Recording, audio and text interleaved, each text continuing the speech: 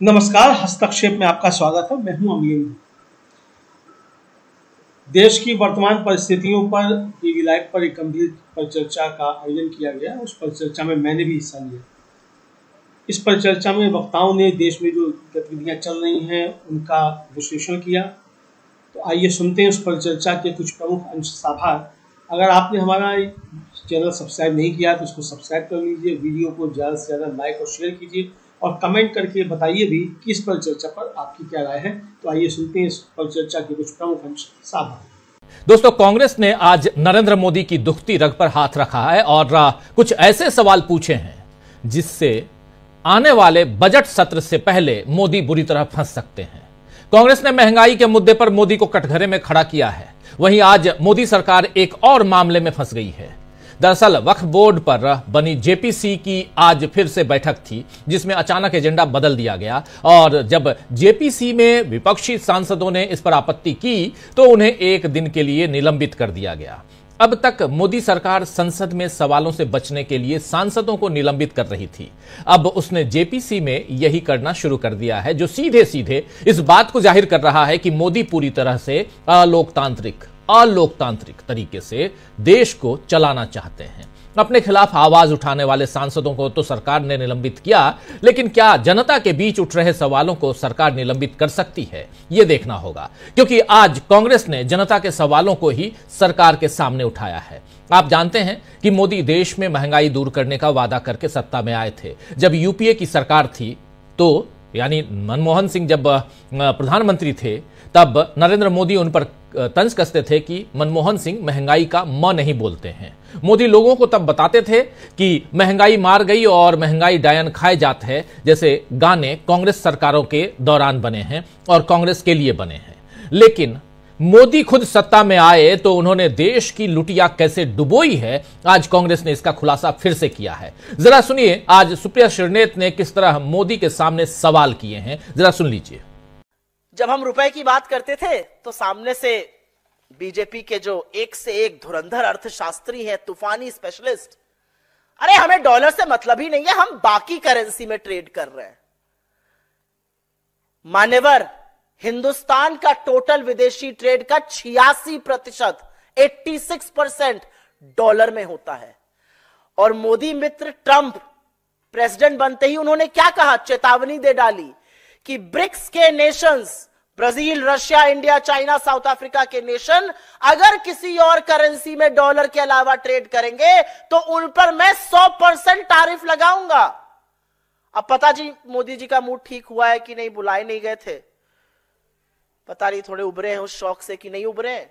लेकिन अगर शौक से उभरेंगे, टूटा दिल जुड़ेगा तो देखेंगे कि मित्र ने तो चेतावनी दे डाली है, तो डॉलर में आपको ट्रेड करना पड़ेगा और डॉलर के मुकाबले रुपए को आप कंट्रोल नहीं कर पा रहे हैं।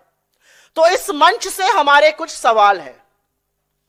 क्या मोदी सरकार को रत्ती भर फर्क भी पड़ता है कि रुपए के साथ क्या हो रहा है? क्या कोई रणनीति बनी है इस रुपए को मजबूत करने के लिए? क्या मोदी सरकार को जरा सी भी यह परवाह है कि गिरते रुपए का सीधा संबंध महंगाई से है? मध्यम वर्ग, निम्न मध्यम वर्ग, गरीबों की कमर तोड़ रही है महंगाई, क्या उनको इसका जरा सा भी इल्म है? और लोगों को महंगाई से राहत देने के लिए वो क्या कर रहे हैं? ये 4 सिंपल सवाल टूटते हुए रुपए पर हम पूछ रहे हैं। ये 4 सिंपल सवाल ये पूछे जा रहे हैं कांग्रेस की तरफ से। डॉलर में व्यापार करने पर किस तरह मजबूर किया जा सकता है और मोदी इस महंगाई को रोकने के लिए क्या करेंगे, यह सवाल कांग्रेस ने मोदी से पूछा है।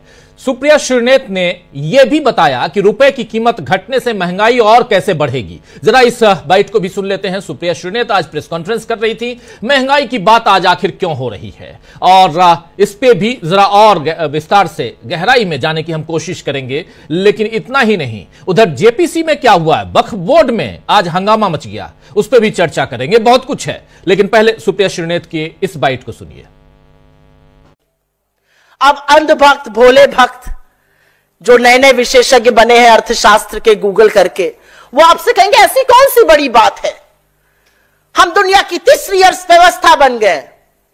उन भक्तों को समझाइए कि टूटते हुए रुपए का मतलब है कि आपका जो आयात है उसका दाम बढ़ रहा है। Your imports are becoming expensive.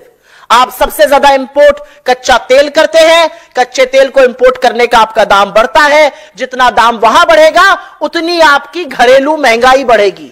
जैसे जैसा तेल का दाम, पेट्रोल डीजल का दाम बढ़ेगा, सब्जी, फल, अंडा, दूध, हर चीज का दाम बढ़ता है।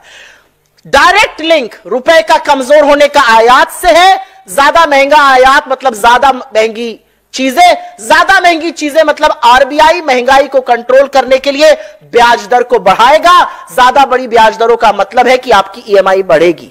अगर घर का लोन लिया है, ऑटो का लोन लिया है, एजुकेशन लोन लिया है, तमाम चीजों की किस्तें और ज्यादा हो जाएंगी।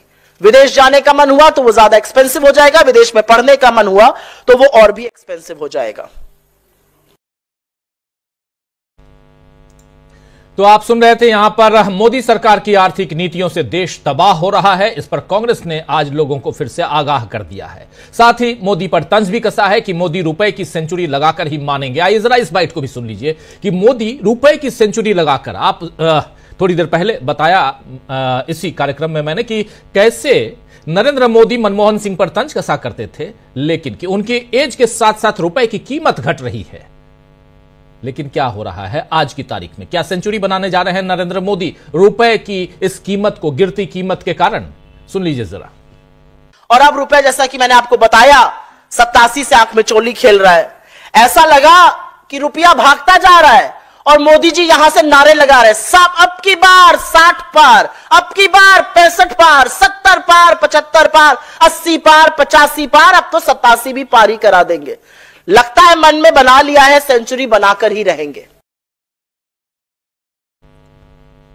तो लगता है कि मन में बना लिया है कि सेंचुरी बनाकर ही मानेंगे। बजट सत्र से पहले दोस्तों, जी हां, बजट सेशन 31 जनवरी से, यानी आज से ठीक 6 दिन बाद, आज 24 जनवरी है और 6 दिन बाद 31 जनवरी से बजट सत्र की शुरुआत हो रही है। और उससे पहले कांग्रेस ने आर्थिक मुद्दों पर और खासकर रुपए की गिरती कीमत और देश में विदेशी मुद्रा भंडार के गिरने पर नरेंद्र मोदी को जिस तरह घेरा है, महंगाई पर जिस तरह घेरा है, उससे मोदी की मुश्किल और बढ़ सकती है। क्योंकि जब नोटबंदी या जीएसटी जैसे मनमाने फैसले नरेंद्र मोदी ने लिए थे तो उनके पास पूर्ण बहुमत की सरकार थी। साथ ही कांग्रेस भी तब उतनी मजबूत नहीं थी। लोगों की कई मुद्दों पर कांग्रेस से नाराजगी थी, लेकिन अब हालात बदल गए हैं। कांग्रेस की बातों को लोग फिर से ध्यान से सुनने लगे हैं और कांग्रेस ने जिस तानाशाही के खतरे की तरफ देश को आगाह किया था, इंडिया गठबंधन के दूसरे दल भी अब वही खतरा महसूस करने लगे हैं।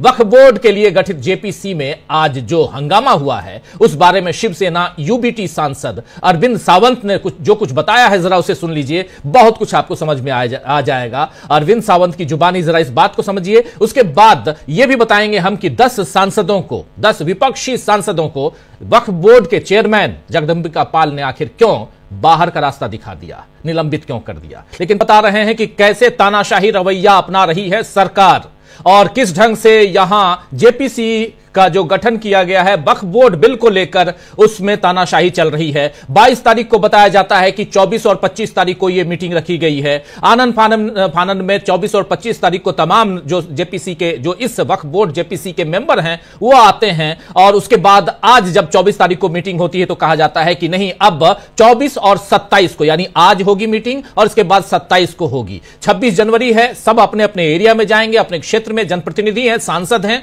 और ये सारी बातें बता रहे थे, आप सुन रहे थे। आपको यह भी बता दूं कि टीएमसी यानी तृणमूल कांग्रेस पार्टी के कल्याण बनर्जी, मोहम्मद जावेद कांग्रेस पार्टी से, ए राजा डीएमके से, असदुद्दीन ओवैसी एआईएमआईएम से, नसीर हुसैन कांग्रेस पार्टी से, मोहिबुल्लाह समाजवादी पार्टी से, एम अब्दुल्ला डीएमके से, अरविंद सावंत जिनको अभी आप सुन रहे थे शिवसेना यूबीटी से, नदीमुल हक टीएमसी से और इमरान मसूद कांग्रेस पार्टी से, इन तमाम सांसदों को जेपीसी से निलंबित कर दिया गया है। और यह काम किया जेपीसी के अध्यक्ष, वक्फ बोर्ड जेपीसी के अध्यक्ष जगदंबिका पाल ने, सिर्फ इसीलिए क्योंकि इन्होंने आखिरी वक्त में एजेंडा बदलने पर आपत्ति जतलाई। जो अभी बता रहे थे, यही सवाल था वहां पर। विपक्षी सांसदों का आरोप है कि सरकार दिल्ली चुनाव से पहले जेपीसी रिपोर्ट पेश करना चाहती है ताकि सांप्रदायिकरण का लाभ ले सके, सांप्रदायिक ध्रुवीकरण कर सके दिल्ली चुनाव में बीजेपी। यानी बीजेपी सत्ता के लिए सारी चालाकियां कर रही है। हालांकि अब ऐसी चालाकियों पर अदालत का दरवाजा भी खटखटाया जा रहा है। अदालत इसलिए बता रहा हूं क्योंकि हरियाणा के पूर्व मंत्री और 5 बार विधायक रह चुके करण सिंह दलाल ने ईवीएम के सत्यापन के लिए नीति बनाने के अनुरोध वाली याचिका शीर्ष अदालत में दाखिल की है, जो आज तय किया गया है कि इस मामले को अन्य याचिकाओं, दूसरी याचिकाओं के साथ साथ प्रधान न्यायाधीश यानी chief justice of India Sanjeev Khanna के समक्ष रखा जाएगा। यह पहले किसी और बेंच के पास था, लेकिन वहां से चीफ जस्टिस ऑफ इंडिया यानी संजीव खन्ना जो अभी सीजेआई हैं उनके पास ले जाया जाएगा। ईवीएम के सत्यापन का मामला, करण सिंह दलाल कांग्रेस की टिकट पर हरियाणा चुनाव में उतरे थे इस बार भी और उन्हें हार मिली, लेकिन उन्होंने कहा है कि उनकी याचिका में चुनाव के रिजल्ट को चुनौती नहीं दी गई है। सेकंड पोजीशन पे वो हैं और बल्कि उन्होंने कहा है कि ईवीएम का सत्यापन के लिए एक मजबूत तंत्र बनाया जाए और इसका मैंने इस याचिका में अनुरोध किया है। ईवीएम का मामला जिस तरह फिर से अदालत पहुंचा है दोस्तों, उससे साफ समझ में आ रहा है कि चुनाव आयोग पर अभी कई सारे सवाल कायम हैं और उन्हें जवाब देना ही होगा। तो बहुत सारे सवाल हैं, इन सवालों का जवाब हम इस न्यूज पॉइंट में ढूंढने खोजने की कोशिश करते हैं। न्यूज पॉइंट में यही चर्चा करेंगे कि कांग्रेस की तरफ से उठाए गए या इंडिया गठबंधन की तरफ से उठाए गए सवालों में किस तरह लाचार हो सकते हैं नरेंद्र मोदी, कैसे यहां सरकार फंसी हुई है, कैसे सरकार लाचार है, कैसे कांग्रेस का हमला है, और इन सबके बीच जो कांग्रेस कह रही है कि मोदी ने देश की लुटिया डुबो दी है। आइए समझने की कोशिश करते हैं। हमारे साथ कुछ वरिष्ठ साथी जुड़े हुए हैं, पहले उन सबसे आपका परिचय करवाता हूं और आगे बढ़ते हैं। देखिए, इस वक्त 5 वरिष्ठ साथी जुड़े हुए हैं हमारे साथ। सुनील शुक्ला जी हमारे साथ जुड़े हुए हैं, समीर आत्मज मिश्र हमारे साथ जुड़े हुए हैं, अनिल सिन्हा जी, प्रशांत टंडन जी और अमलिंदु उपाध्याय जी। आप सबका स्वागत है, इस्तकबाल है, स्वागत इस्तकबाल आप तमाम दोस्त साथी शुभचिंतक आप सबका जो अब तक जुड़ चुके हैं और जो जुड़ने वाले हैं उनका भी। सीधे आना चाहता हूं सबसे पहले प्रशांत जी आपके पास ही। प्रशांत जी, सुप्रिया श्रीनेत से ही शुरुआत करते हैं। बहुत वाजिब सवाल, और देश की अर्थव्यवस्था, अभी एक सर्वे आया है, उस सर्वे पे हमने पॉडकास्ट किया है, एक आध दिन में आप लोग देखेंगे, जिसमें इस दिल्ली में चुनाव को लेकर जो सबसे बड़ा मुद्दा है वो महंगाई का है। दिल्ली चुनाव में भी महंगाई सबसे बड़े मुद्दे के रूप में है, और महंगाई से लेकर विदेशी मुद्रा और देश की ऐसी तमाम अर्थव्यवस्था से संबंधित बातें इसकी पोल खोल रही थी सुप्रिया श्रीनेत। क्या आपको लगता है कि सचमुच मोदी ने देश की लुटिया डुबो दी है? जी, मैं डॉलर पे बात करूं उसके पहले एक आध जो खुद सरकार की जो संस्थाएं हैं वही कह रही हैं कि 6.4% जो है वो आउटलुक रहेगा जीडीपी का जी। और ये जो जीडीपी में गिरावट है वो गिरावट मैन्युफैक्चरिंग में है, वो एग्रीकल्चर सेक्टर में है, वो सर्विस सेक्टर में है, ऑल राउंड गिरावट है। तो पहली बात की इकोनॉमी की स्थिति वैसे ही बहुत खराब है। अनएम्प्लॉयमेंट हम जानते हैं कि दशकों का रिकॉर्ड तोड़ चुका है अनएम्प्लॉयमेंट। महंगाई है, जो सीजनल फल सब्जियां हैं उसके अलावा बाकी चीजों में जो महंगाई है वो काफी बड़ी। और आपने ठीक कहा कि दिल्ली के चुनाव में महंगाई सबसे बड़ा मुद्दा है। अब बात डॉलर की, देखिए मनमोहन सिंह के समय डॉलर 54 रुपए पे था। बड़ी सीना ठोक के कहा जाता है कि 5 ट्रिलियन इकोनॉमी। मनमोहन सिंह के समय जो जीडीपी का ग्रोथ था उसके हिसाब से तो अगर वो डॉलर पे कब्जा, डॉलर उतना ही रहता तो 5 ट्रिलियन इकोनॉमी तो हो चुकी होती। लेकिन 87 रुपए सुप्रिया श्रीनेत बता रही थी, बिल्कुल ठीक बात है कि डॉलर महंगा होने से, रुपया जो है कमजोर होने से सीधा सबसे बड़ा जो हमारा जो इंपोर्ट है वो तेल का है, उस पर फर्क पड़ता है, और उस पर फर्क पड़ता है पूरी इकोनॉमी में फर्क पड़ता है। दूसरी सबसे बड़ी जो बात है, जो छात्र विदेशों में पढ़ रहे हैं और जिनके माँ बाप यहां से पैसा भेजते हैं, मनमोहन सिंह के समय से और अब के में दुगना, लगभग दुगना पैसा उनको भेजना पड़ रहा है। 87 रुपए डॉलर के हिसाब से उनको पैसा भेजना पड़ रहा है। तो आपका इंपोर्ट बिल बहुत बड़ा हो गया, आपकी बाहर की पढ़ाई बहुत महंगी हो गई, और यहाँ रह रहे अभिभावकों को जो है वो महंगा पड़ रहा है उनके बच्चों की पढ़ाई। और बड़ी चुनौतियां अभी सामने आने वाली हैं, क्योंकि ट्रंप आपने देखा होगा कि रोज वो कैमरा लगवा के एक के बाद एक फरमान जो है दस्तखत कर रहे हैं। रोज वो धमकियां दे रहे हैं, कभी सऊदी अरेबिया को धमकी दे रहे हैं, कभी भारत को धमकी दे रहे हैं, कभी दूसरे मुल्कों को धमकी दे रहे हैं। और वो बिल्कुल ये धमकी भी दे रहे हैं कि अगर आपने डी डॉलर किया, डी डॉलराइजेशन मतलब कि डॉलर के अलावा अगर खरीद फरोख्त की तेल वगैरह की, तो हम आपके ऊपर 100% टैरिफ लगाएंगे। ये ब्रिक्स करेंसी का मामला नहीं है केवल, ब्रिक्स करेंसी से बहुत दूर की बात है, अभी तो उसको बिल्कुल प्रस्ताव के स्तर पे है। ब्रिक्स के नेशन अगर आपस में भी रुपी रूबल के हिसाब से करते हैं तो भी अमेरिका को दिक्कत आएगी, दिक्कत पैदा करेगा। तो एक बहुत अनप्रेडिक्टेबल वर्ल्ड इकोनॉमी की तरफ हम जा रहे हैं। उसके लिए हमारी तैयारी क्या है? जब हमारे फंडामेंटल्स इतने कमजोर होंगे तो हम क्या मुकाबला कर पाएंगे? क्योंकि ट्रंप की तरफ से टैरिफ को लेकर बड़ी घोषणाएं आनी बाकी हैं, अभी उसका असर होना बाकी है। दिल्ली के चुनाव में उसका सीधा असर पड़ेगा महंगाई का। आम आदमी पार्टी ने मिडिल क्लास को लेकर एक मैनिफेस्टो जारी किया। दिल्ली में मिडिल क्लास 67% है। यही मिडिल क्लास बीजेपी का बड़ा सपोर्टर भी है। लेकिन अगर आप बात करें तो महंगाई से सबको परेशानी है। सबके घरों के बजट जो है वो प्रभावित होते हैं। तो इसलिए, और मुझे लगता नहीं कि नरेंद्र मोदी जी के पास ऐसा कोई विजन है जो आगे आने वाले समय में वो उसको ठीक भी कर पाए, क्योंकि अभी तक जो इकोनॉमिक पॉलिसीज हैं वो कंटिन्यूएशन में मनमोहन सिंह के समय की, उस वक्त के फैसलों से चल रहा था मामला। आपकी तरफ से कोई नया इनिशिएटिव नहीं है और कोई बड़ा इनिशिएटिव आपको लेना पड़ेगा। वो बड़ा इनिशिएटिव लेने की स्थिति में नहीं है। जब याद होगा आप लोगों, हम लोगों ने चर्चा की थी राजीव जी, इस पर कई बार चर्चा की थी कि नरेंद्र मोदी तीसरी बार आए हैं तो तीसरी बार का उनका कोई रोड मैप नहीं है, कोई एजेंडा नहीं है। और सबसे बड़ी चुनौती आर्थिक चुनौती ही थी, बेरोजगारी थी। अब बेरोजगारी केवल सरकारी नौकरियों से नहीं होगी, आपको इन्वायरमेंट क्रिएट करना पड़ेगा रोजगार के लिए। प्राइवेट इन्वेस्टमेंट लोवेस्ट है। आप सोचिए कि प्राइवेट इन्वेस्टमेंट भी, प्राइवेट जो इनके दोस्त हैं वो भी इन्वेस्ट नहीं कर रहे हैं। तो इसलिए दिल्ली के चुनाव के अलावा भी, दिल्ली के चुनाव तो खत्म हो जाएगा 5 तारीख को, लेकिन इकोनॉमी की जो स्थिति है वो पूरे देश को प्रभावित कर रही है जी। और उसके नरेंद्र मोदी के पास कोई इमीडिएट सोल्यूशन अभी दिखता नहीं है जी।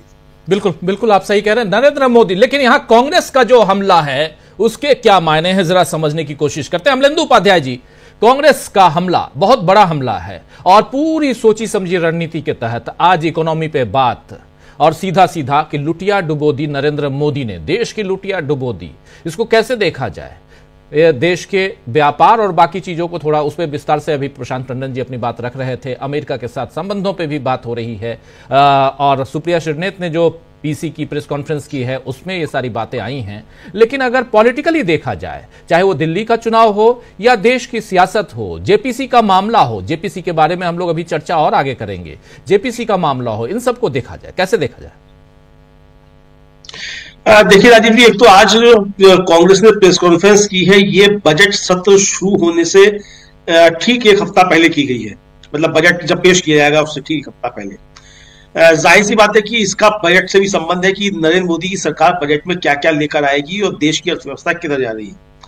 जाहिर सी बात है कि डोनाल्ड ट्रंप और राजीव जी जैसे ही बने राष्ट्रपति अमेरिका के, और यहाँ तुरंत जो था वो शेयर बाजार धड़ाम हो गया और शेयर बाजार से राजीव जी लगातार विदेशी निवेशक जो है वो अपना पैसा निकाल रहे हैं। डॉलर का महंगा होता जाना, ये सिर्फ ये नहीं है कि हमारी चीजें ही महंगी हो जाएंगी, जो विदेशी निवेश है हमारी अब वो यहां से गायब हो रहा है। चूंकि अगर डॉलर राजीव जी महंगा हो रहा है तो जो रिटर्न मिल रहा है हमारे निवेशक को, विदेशी निवेशक को, वो भी तो कम हो रहा है। तो यानी वो अपना हित देख रहा है। तो जाहिर बात है अगर वो अपना हित देख रहा है तो हमारी अर्थव्यवस्था को चोट पहुंच रही है। इधर राजीव जी जिस तरीके से स्विस बैंकों, पहले बड़ी मोदी जी बात करते थे स्विस बैंकों में पैसा पैसा पैसा बताते थे, लेकिन जो नंबर मतलब जो जानकारी है वो ये है कि स्विस बैंकों में पैसा पिछले 10 वर्षों में बढ़ गया। कम नहीं हुआ बल्कि बढ़ गया। तो यानी सरकार ने जो नीतियां बनाई उनके चलते स्विस बैंकों में पैसा बढ़ा, यहां से पैसा बाहर गया और पैसा नहीं आया है। अब जो अडानी को लेकर आरोप लग रहे थे कि जो साहब वो शेल कंपनी चला रहे हैं, उसके जरिए पैसा यहां से बाहर भेजा जा रहा है, तो वो भी आरोप है बहुत सारे। तो यानी राजीव जी जो आज प्रेस कॉन्फ्रेंस सुप्रिया श्रीनेत की है, वो जो मैग्नीफाइंग गिलास लेकर आज बैठी थी, वो मैग्नीफाइंग गिलास इसीलिए लेकर बैठी थी कि मोदी जी हमारे पास जो आंकड़े हैं उसको हम जो है वो मैग्नीफाइंग गिलास से भी देख रहे हैं, तब भी समझ में नहीं आ रहा है कि आपकी जो $5 ट्रिलियन की अर्थव्यवस्था की जो आप बातें करते थे, वो कैसे $5 ट्रिलियन की अर्थव्यवस्था बनेगी। जाहिर सी बात है राजीव जी की दिल्ली में चुनाव है, और दिल्ली चुनाव में बड़ी संख्या मध्यम वर्ग की भी है जो वोट देता है। दिल्ली का मध्यम वर्ग का मतदाता वोट देता है, तो उसको ये सबसे ज्यादा प्रभावित कर रहा है। देखिए, गरीब को तो महंगाई प्रभावित करती ही है, लेकिन गरीब से ज्यादा इससे जो प्रभावित होता है राजीव जी, वो होता है मध्यम वर्ग प्रभावित। आप इनकम टैक्स में कोई छूट दे नहीं रहे हैं, वहां उसकी आप खाल खींच रहे हैं, जीएसटी आप बढ़ाते चले जा रहे हैं। डॉलर अगर जो महंगा होता जा रहा है तो जाहिर सी बात है कि उसका असर जब चीजें महंगी होंगी तो पड़ेगा। तो मध्यम वर्ग इससे बहुत ज्यादा प्रभावित हो रहा है। तो आज जो कांग्रेस की प्रेस कॉन्फ्रेंस है, और साफ साफ कांग्रेस का ये कहना है कि आपकी मोदी जी ने किस तरीके से देश की लुटिया जो मोदी, ये यही बताया जा रहा है। क्योंकि डॉक्टर मनमोहन सिंह, राजीव जी बार बार याद आ रहे लोगों को, खासतौर से मध्यम वर्ग को याद आ रहे कि डॉक्टर मनमोहन सिंह ने देश की अर्थव्यवस्था को उस समय सुधारा और उबारा जब पूरी दुनिया में मंदी थी। उस समय डॉक्टर मनमोहन सिंह इस देश की अर्थव्यवस्था को उबार कर ले गए, और यहाँ वैश्विक आर्थिक मंदी का कोई असर नहीं पड़ा। मोदी जी बहुत बड़े ज्ञानी भी हैं, मोदी जी बहुत बड़े अर्थशास्त्री भी हैं, मोदी जी बहुत बड़े समाजशास्त्री भी हैं, मोदी जी बहुत बड़े डॉक्टर भी हैं, मोदी जी बहुत बड़े एरो साइंटिस्ट भी हैं, सब कुछ मोदी जी हैं। इस देश में मोदी से ज्यादा कोई पढ़ा लिखा है ही नहीं। भारतीय जनता पार्टी के मुताबिक तो सबसे ज्यादा पढ़े लिखे मोदी जी हैं, सारी दुनिया का ज्ञान उन्हीं के दिमाग में है मोदी जी के। तो मोदी जी, अब हालांकि जो उनके मित्र हैं दूसरे सुब्रमण्यम स्वामी, वो कहते हैं कि ना मोदी जी को अर्थव्यवस्था की कोई जानकारी है अर्थशास्त्र की, और ना जो वित्त मंत्री है निर्मला सीतारमण, ना उनको कोई जानकारी है अर्थशास्त्र की। तो अब ये तो पता नहीं उनको जानकारी है कि नहीं है, क्योंकि हम तो मोदी से मिले नहीं, उनका लिया नहीं हमने टेस्ट अर्थशास्त्र का क्या है नहीं। लेकिन सुब्रमण्यम स्वामी ने शायद लिया हुआ मोदी जी का अर्थशास्त्र का टेस्ट। तो यानी मोदी जी पर जो सवाल राजीव जी उठ रहे हैं वो सिर्फ मोदी जी, मतलब मोदी जी चूंकि सरकार से बड़े हो गए तो इसलिए बार बार मोदी जी की बात करनी पड़ती है, वरना भारतीय जनता पार्टी की सरकार या मोदी सरकार कहा जा सकता था। लेकिन चूंकि मोदी जी सरकार से भी बड़े हो गए तो इसलिए मोदी जी का नाम लेना पड़ता है। तो मोदी जी जो कर रहे हैं, तो इसीलिए मोदी जी देश की लुटिया डुबो रहे हैं, और इससे सबसे ज्यादा जो प्रभावित हो रहा है वो मध्यम वर्ग हो रहा है। बच्चों की फीस बढ़ रही है, शिक्षा का जिस तरीके से निजीकरण होता जा रहा है। राजीव जी, अभी तक ये था कि जब यूक्रेन का युद्ध हुआ तब लोगों को मालूम पड़ा कि यहाँ से बड़ी तादाद में मध्यम वर्ग के बच्चे डॉक्टरी करने के लिए यूक्रेन जाते हैं। और क्यों जाते हैं? इसलिए जाते हैं कि यहाँ अगर किसी निजी चिकित्सा उसमें जाएंगे, मेडिकल कॉलेज में पढ़ाई करने के लिए, तो यहाँ बैठेगी पढ़ाई 1 करोड़ रुपए की पूरा कोर्स बैठेगा, और यूक्रेन से करके लौट आएंगे वो 35 लाख में। तो ये बचाने के लिए वहां यूक्रेन लोग जाते थे, लेकिन अब वो यूक्रेन जाना भी उनका बेकार हो जाएगा। क्योंकि जब जाते थे 35 लाख करने के लिए, तब तो ये था कि डॉलर चलो ठीक है भाई 64 रुपए से बढ़कर 70 तक पहुंच गया था, लेकिन अब तो जो 87 रुपए पहुंच रहा है, तो वो 35 लाख में हो जाता था, वो भी अब महंगा हो जाएगा, तो वो लौट कर आ रहे हैं। तो यानी सब तरीके से संकट जो है उस वर्ग के सामने है जो इस देश की एक तरीके से कहा जाए अर्थव्यवस्था को चलाता है। राजीव देखिए, जो इस देश की अर्थव्यवस्था अगर कायदे में देखा जाए तो लगभग 5 करोड़ के आसपास जो कह सकते हैं आपके जो वेतनभोगी लोग हैं, वो इसको एक तरीके से कहा जाए वो संचालित करते हैं, जो रोटेशन होता है। तो अगर वही संकट में आ रहे हैं वेतनभोगी लोग, उनके वेतन से काम नहीं चल रहा है, तो अर्थव्यवस्था तो डूबेगी। आपने गरीबों का जो है काम किया नहीं, गरीबों को आपने सिर्फ 5 किलो राशन में अनाज में उसमें फंसा दिया, उनको भी आपने कोई नहीं किया। मनरेगा जो कुछ कर सकती थी उसमें से आपने पैसा निकालना शुरू कर दिया, उसमें आप दे नहीं रहे। रिजर्व बैंक का रिजर्व फंड आप निकाल रहे हैं, तो अर्थव्यवस्था आखिर जा कर रही है। तो ये सवाल एक बड़ा है, और ये महंगाई जो है राजीव जी सिर्फ ये इसलिए मुद्दा नहीं कि कुछ चुनावी मुद्दा है। जाहिर सी बात है कि चूंकि महंगाई संचालित चुनाव से होती है, राजनीति से होती है, तो राजनीतिक मुद्दा बनेगा। लेकिन ये एक बड़ा मुद्दा है महंगाई, और इस महंगाई को रोकने के लिए ही सरकारें होती है। सरकार का काम जो है वो अडानी की सेवा करना या किसी कॉर्पोरेट घराने की सेवा करना नहीं है। लेकिन इस सरकार पर लगातार आरोप लग रहे हैं कि ये सरकार सिर्फ पूंजीपतियों के हित के लिए काम करती है, उनके हित के लिए नीतियां बनाती है, देश की अर्थव्यवस्था भाड़ में जाए। अब देखिए किस तरीके से कॉर्पोरेट टैक्स जो है वो लगातार कम कर दिया गया, और जीएसटी पे आप बढ़ाया, तालियां बजा रही, सब जीएसटी से बहुत ज्यादा आप कमाई हो गई, और जीएसटी ने बहुत अच्छा कलेक्शन किया। अरे भाई, जब आप हेल्थ पॉलिसी से लेकर और साबुन तक पर सब पे जीएसटी बढ़ाते चले जाएंगे तो कलेक्शन तो होगा ही जीएसटी से। लेकिन कॉर्पोरेट घरानों से जो होना चाहिए था उसमें कॉर्पोरेट टैक्स पे छूट क्यों दी जा रही है?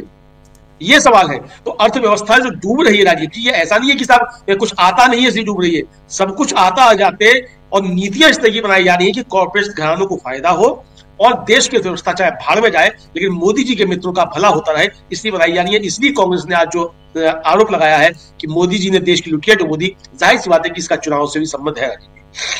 चुनाव से संबंध इसका है, इसका असर क्या दिल्ली चुनाव पे पड़ेगा, लेकिन उसके साथ साथ जेपीसी में जो कुछ हो रहा है उस पर भी थोड़ी सी चर्चा जरूरी है। समीर जी आपके पास आना चाहता हूं। समीर जी, कैसे आप देखते हैं, चाहे कांग्रेस की प्रेस कॉन्फ्रेंस हो या जेपीसी का मामला, जेपीसी वक्फ बोर्ड को लेकर, और उसमें जो बात अभी बताई जा रही थी और साफ साफ 10 सांसदों को जो निलंबित किया गया है, इसको लेकर आप क्या कहेंगे? सबसे बड़ी चीज कि इसको इसी बजट सेशन में लेके आना चाहती है सरकार, और उसमें भी चुनाव से पहले 5 फरवरी को चुनाव है और उससे पहले इस बिल को लाना चाहती है सरकार।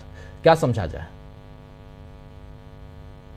राजीव जी, जेपीसी को लेकर जब ये बनी ही जिन परिस्थितियों में थी वो अपने आप सबको पता है कि उसको पास कराने की स्थिति में नहीं थी सरकार, तो जेपीसी को सौंप दिया गया। और जब से इसकी बैठकें हो रही हैं, इसमें इस जेपीसी में क्या हुआ इसकी चर्चा हम लोगों ने शायद एक भी बैठक में नहीं सुनी होगी, लेकिन जेपीसी में हंगामा हो रहा है, विवाद हो रहा है, और जानबूझकर चेयरपर्सन की ओर से विवाद किया जा रहा है जो जेपीसी के अध्यक्ष हैं जगदंबिका पाल साहब। इसके अलावा कई जगहों पर ऐसे जगह सर्वे के लिए चले जा रहे हैं जहां जेपीसी के बाकी सदस्यों को ले ही नहीं जा रहे हैं। तो शुरू से ही ये कुछ इस तरह से लगता है कि इस जेपीसी की, उनको पता है कि जेपीसी बनी है तो जेपीसी की बैठक में जो कुछ भी होगा अंदर बाहर वो सारी खबरें बाहर जाएंगी। तो उस तरह की जानबूझकर कोशिशें की गई कि किस तरह की खबरें बाहर आए। कर्नाटक में कैसे वक्फ बोर्ड की संपत्तियों का मामला उठाया गया, दूसरे राज्यों की संपत्तियों का मामला उठाया गया। तो ये सारी चीजें ये बता रही हैं कि कैसे जेपीसी काम कर रही है और कर क्या रही है उस मुद्दे पर। आज की जो ये बात है, और इधर बीच 2 बैठकें और हो गई, उनमें भी हंगामा हुआ था। पिछले दिनों उत्तर प्रदेश में एक बैठक हुई, वो देखिए उसकी खबर नहीं आ पाई। वो उसमें ये थी कि अधिकारियों ने जेपीसी की बैठक को तवज्जो ही नहीं दी और काफी हंगामा हुआ था, लेकिन बहुत ज्यादा खबरें नहीं आ पाई।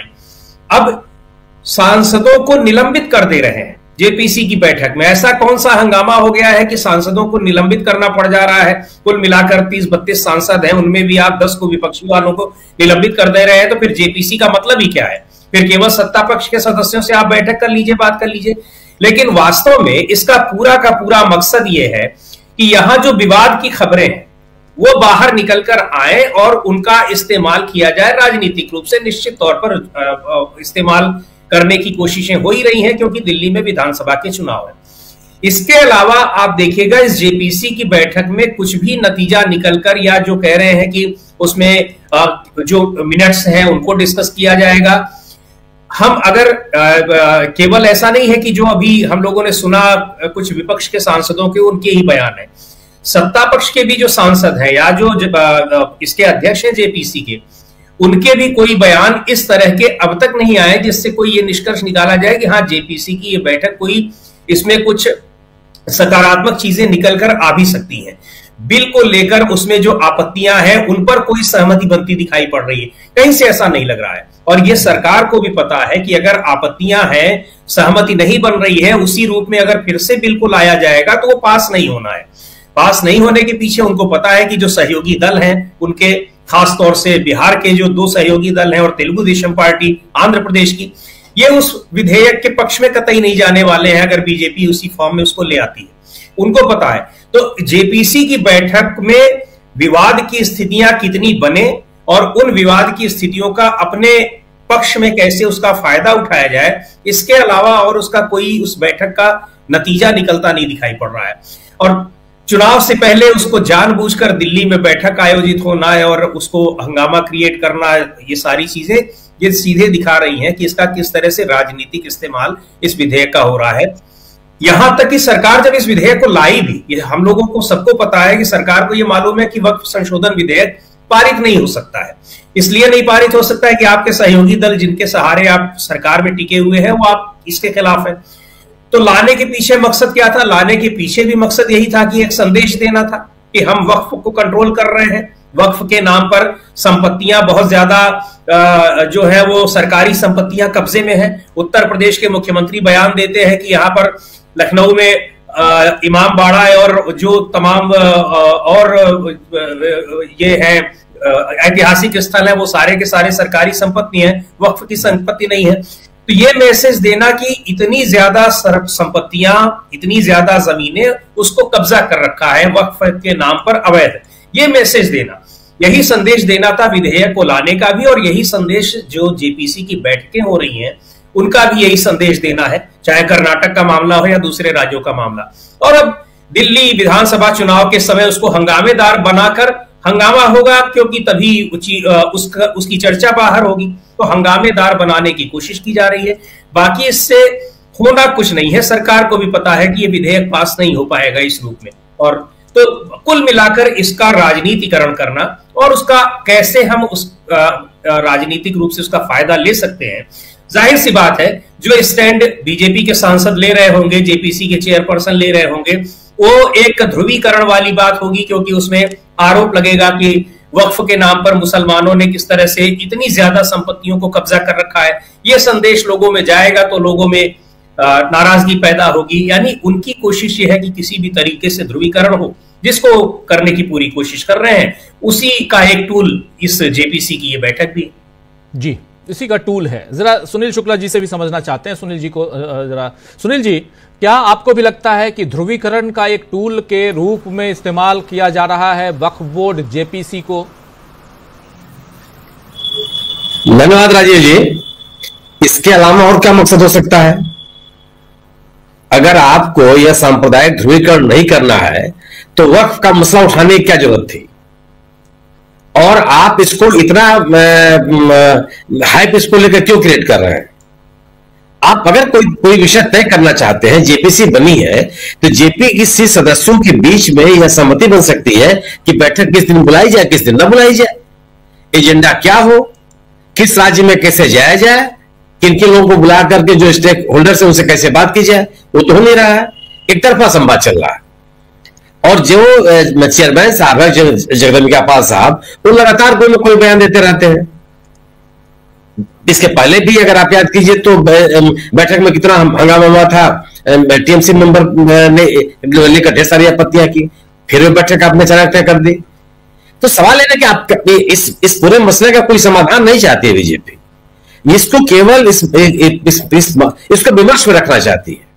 अब आप ये देखिए कि एक तरफ जेपीसी काम कर रही है, दूसरी तरफ प्रयागराज में कुंभ चल रहा है, कुंभ के विभिन्न जो धर्म प्रचारक हैं उनकी बैठकें बुला करके वक्फ को समाप्त करने और सनातन बोर्ड के गठन करने की बात की चर्चा शुरू की जा रही है, जिसमें भारतीय जनता पार्टी के समर्थक भी बड़ी संख्या में शामिल हो रहे हैं। तो क्या है यह किसी समस्या का समाधान ढूंढना तो नहीं है। और बिना स्टेक होल्डर से बात किए आप इसको कैसे आगे बढ़ा सकते हैं? और चुनाव चूंकि सर पे है, दिल्ली का चुनाव चल रहा है, वो तो एक ध्रुवीकरण की ही कोशिश है, अन्यथा कोई इसकी वजह नहीं थी कि अचानक इतनी तेजी के साथ इस मामले को उठाया जाता और कोई गंभीर पहल भी नहीं देखती।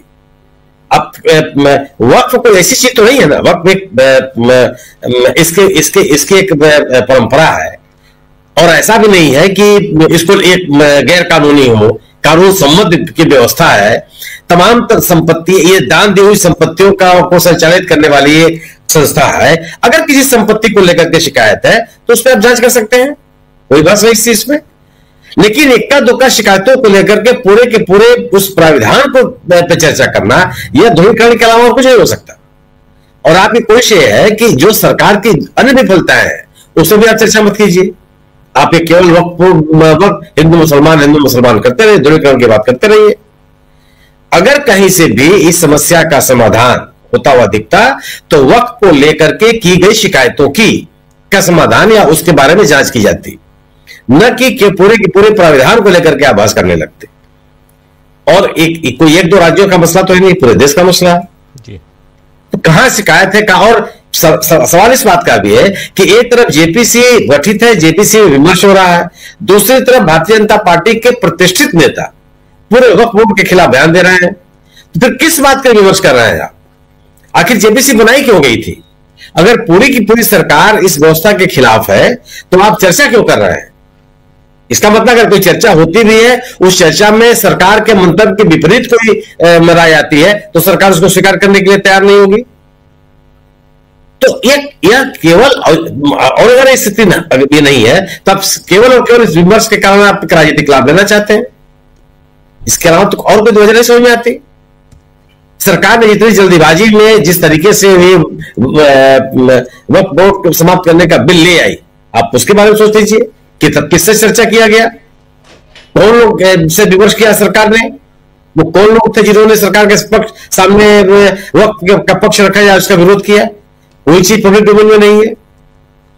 तो ये ठीक चुनाव के जब राज्यों के चुनाव, पिछली बार जो चुनाव का मौका था तब उस मसले को उठाया गया। आज दिल्ली विधानसभा का चुनाव है तब इस मसले को गर्म किया जा रहा है। उत्तर प्रदेश सहित कई राज्यों की विधानसभाओं के उपचुनाव है तब इस पर चर्चा की जा रही है। सरकार की तरफ से वक्फ को लेकर के या वक्फ संपत्तियों को लेकर के की जा रही शिकायतों के समाधान या उन शिकायतों की जांच की कोई पाल नहीं दिखती, बल्कि वक्फ बोर्ड को समाप्त करने संबंधी जो विधेयक लाने जाने की बात की जा रही है उस पर चर्चा जारी की जा रही है।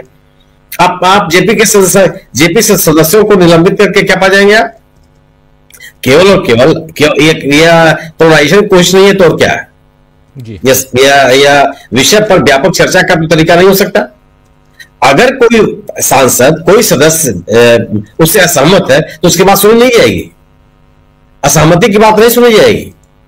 सदस्यों के द्वारा बैठक का एजेंडा या बैठक की तिथि या बैठक के स्थान को लेकर के अगर कोई बात कही जाएगी तो क्या उससे विचार नहीं किया जाएगा? एक तरफा संवाद होगा ये, और अगर एक तरफा संवाद होगा तो उसका उद्देश्य बिना उद्देश्य तो होगा नहीं है। इसका उद्देश्य है कि दोनों तरफ से बयानबाजी हो, और सरकार चूंकि बहुसंख्यक राजनीति करने की पक्षधर रही है तो अपना लाभ, राजनीतिक लाभ लेना चाहेगी। तो जितने भी तरीके हो सकते हैं, चाहे राजनीतिक फोरम्स हो या जो अन्य आयोजन हो, हर जगह इस मसले की चर्चा की जा रही है। यह एक ध्रुवीकरण के अलावा और कोई कोशिश नहीं है। और ये इतना बड़ा यह मसला अगर गंभीर था तो सरकार के 10 साल के कार्यकाल में कब इन समस्याओं के समाधान की गंभीर कोशिश की गई? आप यही कहते हैं ना कि तमाम शिकायतें हैं वक्फ की संपत्ति को लेकर के, वक्फ के लोग विभिन्न संपत्तियों पे अपना कब्जा या दबाव बताते हैं। तो कौन से हैं उस तरह की शिकायतें? कहां हैं? और उन शिकायतों की जांच करने के लिए कौन सी पहल की गई? और अगर जांच की गई तो जांच के परिणाम क्या आए? ये तो सरकार बताती नहीं है। तो केवल इस मसले को विमर्श में रखना और इसका राजनीतिक लाभ लेने की कोशिश मात्र है। जी बिल्कुल राजनीतिक लाभ लेने की कोशिश मात्र है। अगर इसको ऐसा माना जाए तो फिर क्या ये चुनाव जो अभी विधानसभा चुनाव, दिल्ली का चुनाव हो रहा है, उससे पहले इस बिल को लाया जाएगा?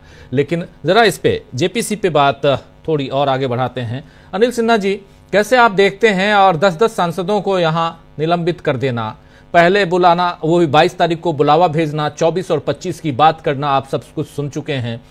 25 की जो बैठक है उसको 27 कर देना और उसमें 10 सांसदों को निलंबित कर देना, इसी को तो तानाशाही रवैया कहते हैं। कैसे देखा जाए?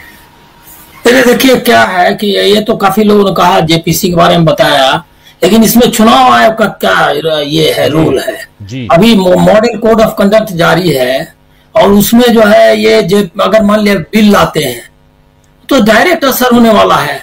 और ये चल रहा है लगातार। मतलब चुनाव आयोग के बारे में तो कहना ही मुश्किल है।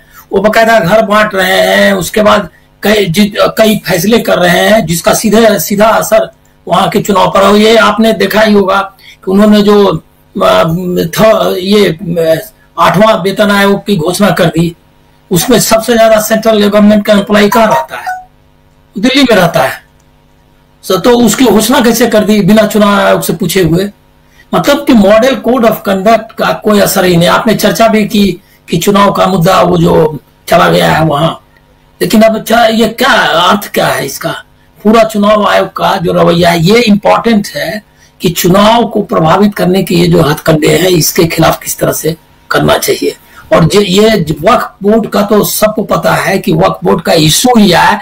एक तो वक्फ का जो मामला है उसको सेंट्रल गवर्नमेंट मतलब वो जो कॉन्स्टिट्यूशन के हिसाब से वो मेरे ख्याल में स्टेट गवर्नमेंट का ये है, मतलब जो लिस्ट है उसमें स्टेट गवर्नमेंट में का काम है ये, उसको इस तरह से उन्होंने अलग ढंग से मतलब उसको करके ले लिया सेंट्रल गवर्नमेंट में। वो सिर्फ मॉडल बना सकते हैं, तो ये काम करना है स्टेट गवर्नमेंट्स को, और अभी तक स्टेट गवर्नमेंट ही ये वक्त का मामला देखती रही है।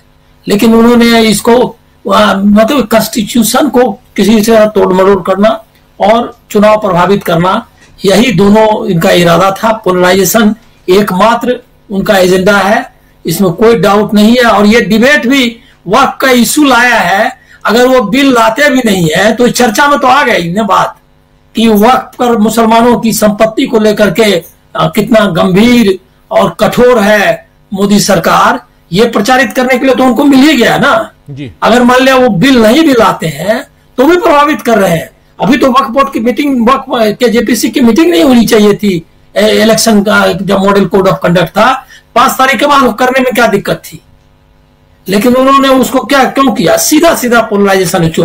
लेकिन मैं एक चीज पर जिस पर की चर्चा, जो पहले आपने मुद्दा इसका महंगाई और इकोनॉमी का उठाया, उसमें बहुत इंटरेस्टिंग जो डेवलपमेंट्स है दावोस में। आज मेरे ख्याल में लास्ट जो है वर्ल्ड इकोनॉमिक फोरम की मीटिंग थी और वो हो गया खत्म। फडणवीस ने 61 क्या कहते हैं एग्रीमेंट्स का दावा किया है, और उस 61 एग्रीमेंट में उनका कहना कि 15 लाख करोड़ जो है से ऊपर, मतलब कुछ और है 15 पॉइंट समथिंग लाख करोड़ जो है, सो उन्होंने उसके इन्वेस्टमेंट लाए, और उसमें से ज्यादा 3,17,00,000 करोड़ तो शायद इसकी अंबानी की से एग्रीमेंट किया। अंबानी का जो दफ्तर है महाराष्ट्र में, मैंने वहां मतलब मोर देन मतलब करीब 1.5 दशक तक उसी मतलब इंडियन एक्सप्रेस बिल्डिंग में काम किया है, और वो जो है 100 मीटर भी नहीं है, जो रहेजा बिल्डिंग न रहेजा या तुलसियानी रहेजा में है, रिलायंस का जो दफ्तर है वो मंत्रालय से सिर्फ 100 मीटर भी नहीं होगा, मेरे ख्याल में 50-60 मीटर होगा। 3-4 मकान के बाद ही है, 3-4 बिल्डिंग्स होंगे उसमें जाने के बाद, फिर फ्री प्रेस जनरल मार्ग में वो वहां बिल्डिंग है, और उसके लिए ये जो है दावोस में जाकर के उससे क्या कहते हैं इन्वेस्टमेंट के लिए एमओयू करता है। बताइए मजाक चल रहा है। और वो जो है सो, और पूरा जो आपका गोदी मीडिया भी अब कहना हमको खराब लगता है, को कहना चाहिए सीधे पैम्फलेट्स है ये, और वो इकोनॉमिक टाइम्स, अरे पूछना चाहिए ना, मतलब कि वो ये कहते हैं 50 गज की दूरी पर तुम्हारा उसका दफ्तर है और तुम दावोस में जाकर के उसका एग्रीमेंट क्यों कर रहा है। मतलब आप सोचिए कि वहां जाकर और उसका स्टेटमेंट दे रहा है, मतलब कि एक कॉमेडी सर्कस जो है का सिचुएशन है, और वो जो है और एक भी और इतना खराब है प्रदर्शन। आपने वर्ल्ड इकोनॉमिक फोरम का देखा होगा, चूंकि वर्ल्ड इकोनॉमी बहुत इंपॉर्टेंट ये मतलब पूरा इंटीग्रेटेड वर्ल्ड इकोनॉमी है, तो इंडिया का रोल, इंडिया का इस पर कोई इंपैक्ट ही नहीं दिखाई दे रहा है। पहले इशू था, चाहे वो क्लाइमेट चेंज से रिलेटेड इशू हो, चाहे वर्ल्ड ट्रेड ऑर्गेनाइजेशन का इशू। आपको याद होगा कि कमलनाथ का इंटरवेंशन जो है वर्ल्ड ट्रेड ऑर्गेनाइजेशन के जो क्या कहते हैं ये थे डेलिब्रेशंस थे, जिसमें कि वो जो ये का मामला था कि मतलब इंडियन फार्मर्स के को सब्सिडी और इसके मामले में तो बहुत हार्ड स्टैंड लिया था, जिसको लेकर के काफी चर्चा हुई थी। और ऐसे कई मौके आए जिस पर कि जो वर्ल्ड इकोनॉमिक ऑर्डर है उसका एक मतलब जस्ट इकोनॉमिक ऑर्डर हो, वो थर्ड वर्ल्ड के पक्ष में हो, और वो जो है उसमें डेवलप्ड कंट्रीज ये ना कर पाए, अपना डोमिनेंस मतलब इम्पोज ना कर पाए, इसके खिलाफ होता था। अब इस पर कोई इंपैक्ट नहीं है। यही के बिजनेसमैन और यही का मुख्यमंत्री, यही का डेलीगेशन वो दावोस में मिल करके एग्रीमेंट कर रहा है। तो आप समझ सकते हैं कितना सीरियस और क्या हालत है इकोनॉमी की। फॉरेन डायरेक्ट इन्वेस्टमेंट, कोई जब उससे सवाल पूछा कि कितना फॉरेन डायरेक्ट इन्वेस्टमेंट हुआ है, तो कहा कि इंडियन कंपनी भी जो है ग्लोबल हो गई है। मतलब जो इंडियन कंपनी ग्लोबल हो गई, वो इंडिया में डायरेक्ट नहीं हो, वो कहने का मतलब है कि वो भी तो एफडीआई है। मतलब मजाक चल रहा है। जबकि उसने अभी आप देखिए बिग चैलेंज जो आने वाला है वो भी आप देख लीजिए, पूरी वर्ल्ड इकोनॉमी को है, इंडिया भी उसमें है। उसने कहा है जो आज वर्ल्ड इकोनॉमिक फोरम में अपने उसको वीडियो कॉन्फ्रेंसिंग से एड्रेस किया ट्रंप ने, उसने कहा कि जो अमेरिका में इन्वेस्ट करेगा उसको हम जो है टैक्स कट और टैरिफ वगैरह की सुविधा कैसे देंगे, नहीं तो हम एकदम कुछ नहीं देंगे और हम टैरिफ भी लगाएंगे। तो अब वो जो है जो प्रोडक्शन सेंटर्स हैं वो पूरी दुनिया में हड़कंप इस बात को बजा, और हमारे यहाँ कोई सीरियसनेस है ही ना किसी अखबार को है ना किसी मीडिया जगत को है कि जो प्रोडक्शन के लिए जो डायरेक्ट एफडीआई जिसको हम लोग बोल रहे थे, वो एफडीआई अब अमेरिका खुद बुला रहा है। अब अमेरिका जब खुद बुला रहा है तो आप अमेरिका से कॉम्पीट करोगे क्या? और आपका डॉलर के मुकाबले आपके रुपये की हालत आपने चर्चा की ही, तो आप कहाँ हो? ये असेसमेंट हमको लग रहा है क्या कि मैं आपको एक बहुत मतलब ये बात कहना चाहता हूं अलग से कि अब जो है अब ऐसा सिचुएशन है जब कांग्रेस को जो इंडिया का ओनरशिप है, गवर्नमेंट में मत जाइए, वायसराय जब इंडिया को रूल कर रहा था ब्रिटिश इंडिया में, तो वो जो है इंडिया को रिप्रेजेंट नहीं कर रहे थे, वो एक्सप्लॉइटेशन को रिप्रेजेंट कर रहे थे। वही हर हालत है मोदी सरकार की, और राहुल गांधी और कांग्रेस को ओनरशिप इंडिया का लेना चाहिए। जो वर्ल्ड में जो कुछ है इंडिया के लिए जो पॉजिटिव हो सकता है उसके लिए अब उनको ये सब चर्चा छोड़ देनी चाहिए कि महंगाई तुम कम करोगे या नहीं करोगे। अब उनको ओनरशिप लेना चाहिए कि किस तरह का इंडिया को हमको बनाना है और वर्ल्ड में हमारा रोल क्या है उसको रीडिस्कवर करने की जरूरत है। कांग्रेस को, राहुल गांधी को अपने रोल का अब ये लोग रिप्रेजेंट नहीं कर रहे हैं इंडिया को, नहीं इकोनॉमिकली। अब आप चर्चा आप तो की होगी आप लोगों ने जरूर, हमने देखा नहीं है, लेकिन कि अमेरिका में हमारी जो भद पीटी है अभी अमेरिकन प्रेसिडेंट के इनॉग्रेशन और उसके बाद से, तो वो आप समझ लीजिए कि आपने क्या कर दिया। अभी वो आपने पढ़ा ही होगा कि हालत ये है कि जो 7.5 लाख जो अवैध प्रवासी हैं हिंदुस्तान के, वो जो है भाग रहे हैं, मतलब रिपब्लिकन स्टेट्स को छोड़ के, रिपब्लिकन रूल्ड स्टेट को छिप रहे हैं, क्योंकि उनको जो है सो पकड़ के डिपोर्ट करेगा। इसके लिए वो लोग परेशान हैं, वो जो इलीगल इमिग्रेंट वाला हो गया है। उसके बाद जो है जो औरतें, प्रेग्नेंट औरतें हैं, वो जो है 20 फरवरी का डेडलाइन जो है, जो बर्थ राइट सिटीजनशिप है, उस सिटीजनशिप का जो कानून एबॉलिश किया है तो वो लोग देख रहे हैं कि जिनका जन्म पहले हो जाए 20 के फरवरी सिजेरियन ऑपरेशन के लिए चले। ये अखबारों में खबर है। तो हाँ, मतलब एक भारतीय अमेरिका में या दुनिया में उसकी हालत क्या बन गई है, वो जो है मतलब उसके आप समझ लीजिए कि मतलब जानवर का ये नाम नहीं लेना चाहिए, लेकिन वो मारा फिर रहा है जी। अमेरिका में, जो अमेरिका सबसे ये कंट्री है जहां ह्यूमन राइट्स और इसके प्रोटेक्शन भी है, लोग भी आपको सुन रहा, वहां का अखबार छाप रहे हैं। और ऐसा जो है वैसा ऐसी स्थिति हो गई, वहां आप ये क्या महंगाई और इसकी बात कर रहे हैं। किसी ने बताया कि 94 के रुपया जो है डॉलर की कीमत तक पहुंच करके ही दम लेने वाला है, इसके नीचे अब वो रुकने वाला नहीं है। ये जो 87 है ये तो ट्रांजिटरी है, जल्दी ही हम 90 क्रॉस कर जाएंगे और बूढ़े रुपये के रूप में गिने जाएंगे। ये जरा लोगों को बताइए। बिल्कुल बिल्कुल आप सही कह रहे हैं। एक तरफ रुपए का डिवैल्यूएशन और इससे महंगाई का बढ़ना, और कैसे ये सब एक साथ हैं, सब एक दूसरे से मिले हुए हैं, ये आप समझते ही हैं। इकोनॉमी को जो लोग समझते हो, महंगाई सबसे बड़ा मुद्दा है इस देश में। कोई किसी भी चुनाव में आप जाइए, महंगाई, आप किचन में देखिए कितनी महंगी हो गई हैं सब्जियां, खाने के सामान, सब कुछ। और इसके साथ साथ दूसरी तरफ जो बातें हैं, वो सरकार जिस ढंग से सांप्रदायिक ध्रुवीकरण करना चाहती है, लगातार सरकार एक ही मसले को सामने लाना चाहती है, जिसमें, और सरकार को किनारे भी रख दें, बीजेपी की बात करें तो सबसे बड़ी बात यहां यही है कि सांप्रदायिक ध्रुवीकरण करके किसी भी ढंग से, यानी अपने एजेंडे पर आकर किसी भी ढंग से चुनाव को जीतना। चुनावी जो राजनीति है, इस राजनीति में किसी भी ढंग से अपने को अव्वल नंबर पर लाना, यह बीजेपी का मुख्य मकसद, मेन मकसद है। लेकिन क्या वो कामयाब इसी राह पे हो जाएगी? एक बड़ा सवाल है।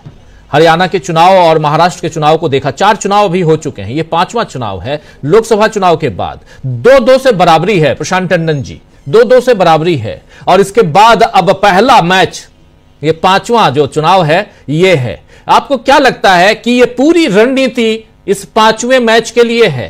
क्योंकि अभी तक 5 टेस्ट मैच की श्रृंखला अगर देखें, क्योंकि अभी बिहार दूर है, क्योंकि बिहार में चुनाव इस साल के आखिर में है। उससे पहले चाहे वो महंगाई का मामला, डॉलर के मुकाबले रुपए का गिरना, और साथ साथ इधर जेपीसी का मामला, ऐसे बहुत सारे मामले हैं। और अभी से 4-5 दिन बाद, 6 दिन बाद, जब संसद का बजट सत्र, बहुत ही अहम सत्र है ये, क्योंकि इसमें मनी बिल का पास होना, बजट का पास होना जरूरी है। और उससे पहले उधर अजीत पवार और शरद पवार की मुलाकात होती है, इधर बिहार में जो कुछ चल रहा है उसकी गतिविधियां धीरे धीरे आगे बढ़ रही हैं, वो हम सब आप तक पहुंचा ही रहे हैं। ओवरऑल अगर पिक्चर यहां क्रिएट किया, अगर उसको क्लियर करने की कोशिश की जाए तो कैसे देखते हैं आप? अलग अलग आप डॉट्स को जो मिलाते हैं, जरा मिलाने की कोशिश कीजिए। पहली बात कि मोदी जी का ग्रिप, पकड़ सिस्टम से कमजोर पड़ गया। दूसरी बात यह कि हम आज यहां बैठ के दिल्ली विधानसभा के लिए मोदी जी का पहला भाषण की भविष्यवाणी कर सकते हैं। उनका पहला भाषण वक्फ का बिल पे ही होगा, उसी की सारी तैयारी चल रही है। मोदी जानते हैं कि वक्फ का बिल वो कभी पास नहीं करा सकते इस पार्लियामेंट में। नीतीश कुमार और चंद्रबाबू नायडू पास नहीं होने देंगे। विपक्ष की तो बात ही छोड़ दीजिए, सरकार गिर जाएगी इनकी। तो ये बिल तो पास नहीं होगा। तो बिल पास नहीं होगा तो अब क्या करें?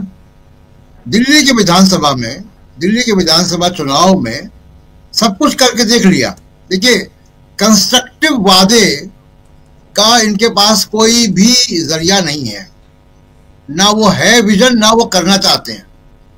योगी आदित्यनाथ अभी आए थे, क्या दिल्ली को देके गए?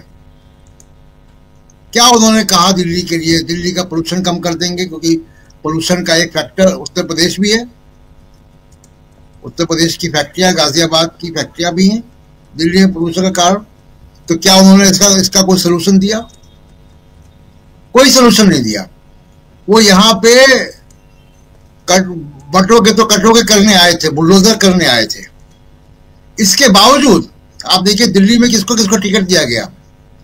जितने सांप्रदायिक भाषा बोलने वाले लोग हैं उन सबको लगाया गया। रमेश बिधूड़ी, कपिल मिश्रा, प्रवेश वर्मा और योगी आदित्यनाथ। इसके बावजूद भी दिल्ली का चुनाव उठ नहीं पा रहा बीजेपी का। तो अब उसके लिए एक उन्होंने पासा तैयार किया, वक्फ बिल। अब वक्फ बिल को लेकर मोदी जी भाषण देंगे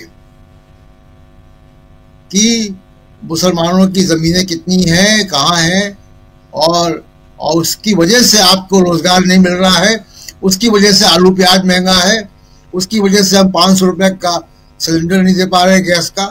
तमाम सारी तोहमतें वो जो है वक्फ की जमीनों पे डाल देंगे। तो लेकिन वक्फ का बिल जो है वो पास नहीं हो सकता है, पहली बात। दूसरी चीज की देखिए, जैसा मैंने कहा कि बीजेपी के पास दिल्ली के चुनाव में कोई ऐसा इम्पैक्ट डालने वाला बात नहीं है। कांग्रेस पार्टी शीला दीक्षित को लेकर आई है। शीला दीक्षित के काम दिखाई देते दिल्ली में, उनका विजन दिखाई देता है। उसको लेकर कांग्रेस के पास एक कार्ड है और वो उसी पर चुनाव लड़ रहे हैं। आम आदमी पार्टी का रिकॉर्ड है और उन्होंने अपने मैनिफेस्टो भी जारी किए, उनका प्रेजेंटेशन भी है, सरकार है। बीजेपी के पास दिल्ली को देने के लिए कुछ है नहीं। और दिल्ली के लोग, दिल्ली में 67% मध्यम वर्ग है, पेट्रोल डीजल की खपत करने वाला, और उसको कोई राहत देने की स्थिति में मोदी जी नहीं है जी। तो उसको यही दिखाएंगे कि तुमको पेट्रोल महंगा वक्त की जमीनों की वजह से मिल रहा है, तुमको नौकरियां वक्त की जमीनों की वजह से नहीं दे पा रहे हैं। ये कोई मानेगा? ये कोई ऐसी चीज मानने वाली है नहीं।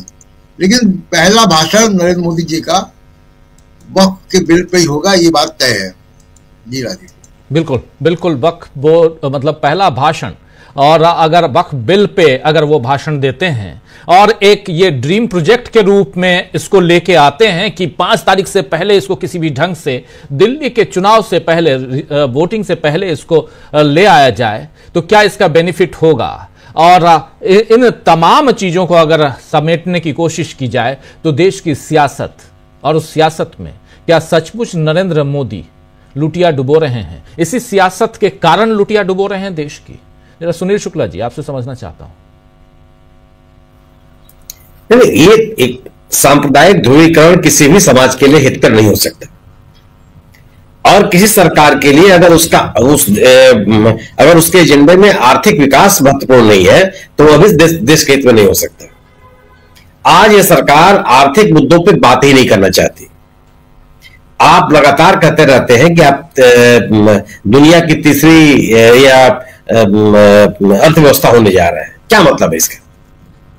अगर आपके आम नागरिकों को कोई लाभ नहीं मिलता, उसकी क्रय शक्ति नहीं बढ़ती, रोजगार के अवसर सृजित नहीं होते, उत्पादन के क्षेत्र में विकास नहीं होता, किसानों को कोई लाभ नहीं मिलता, जो कृषि जगत की जो समस्याएं हैं उसका कोई समाधान होता हुआ नहीं दिखता, तो इन आंकड़ों की बाजीगरी का क्या मतलब है?